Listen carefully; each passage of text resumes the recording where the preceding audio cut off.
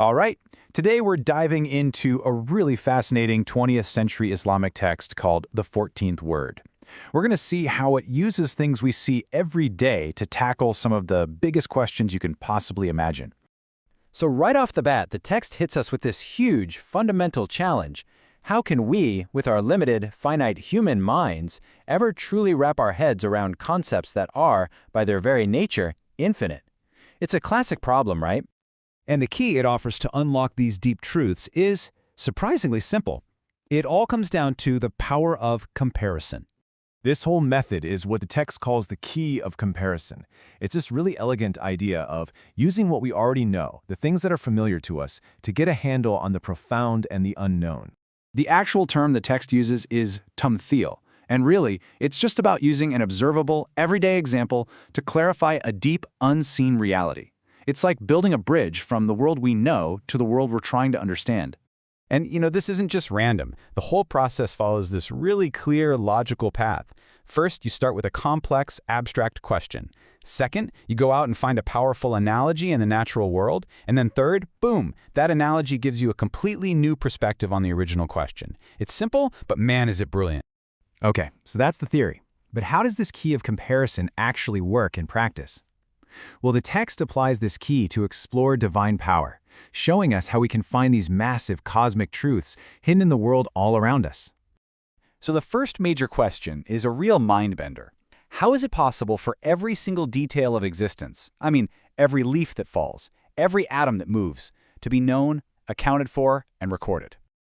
Now, this idea doesn't come out of nowhere. It's based in Scripture, which talks about a record clear, where absolutely nothing, fresh or dry, is left unrecorded.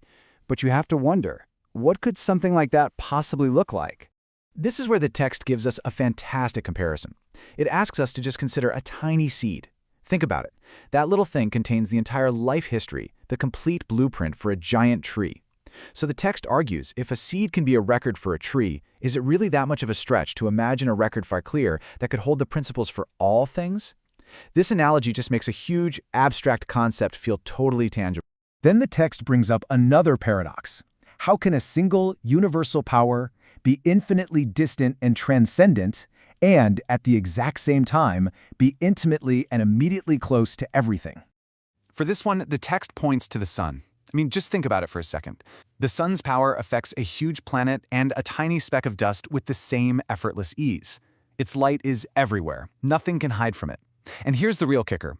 While the sun itself is millions of miles away, its reflection in a drop of water can be closer to you than your own eye. Distance and closeness all at once. Okay, so we've been way out in the cosmos, but now the text shifts its focus down to a surprisingly personal level. Our critical role in all this, and the unexpected, incredible weight of a single human choice. And this leads to a really challenging question that the text poses. Why are there such severe, universal-level consequences described for the actions of individuals who seem, let's be honest, completely powerless on the surface? To explain this, we get another powerful comparison. Imagine a huge royal garden. One servant has a single, simple job: open the water canal. But he neglects it. What happens? The entire garden dries up. The hard work of every other servant is completely ruined. So, the crucial point is this. The text argues that an act of denial or omission is just like that one failure. We all know it's easier to destroy than to create. A single act of no can negate the positive results of an entire system. It's about the disproportionate power of negation. Now we're going to turn to what is probably the most difficult topic in the text, and it's addressed from a very specific theological viewpoint: the question of why disasters and tragedies happen. And the text does not shy away from the hardest question of all. If disasters are a consequence of wrongdoing, as it suggests, then why are innocent people also afflicted? Why do they suffer too? Well, the text offers a specific theological answer here, presenting disaster as having a kind of dual meaning. For the wrongdoer, it's a direct warning and a way to atone. But for the innocent, it's framed as a test of faith that actually transforms a temporary loss into a permanent spiritual gain, almost like a form of martyrdom or charity. This is the text's way of trying to reconcile suffering with divine mercy. The reasoning for this shared suffering is tied to the idea of the world being a field of trial. Because if only the guilty suffered, the choice to have faith wouldn't be a genuine test, would it? The mystery and therefore the whole meaning of free will would be lost. And the text argues fiercely against seeing these events as just random chance. This quote really drives the point home, saying that to attribute events solely to nature and forget the underlying dominical command, the divine order, is, in its view, the very peak of stupidity. So this entire text uses the world as a series of mirrors to reflect divine truths, which brings us to a final thought, doesn't it?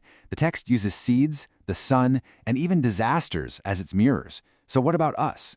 What mirrors do we use to understand our own reality?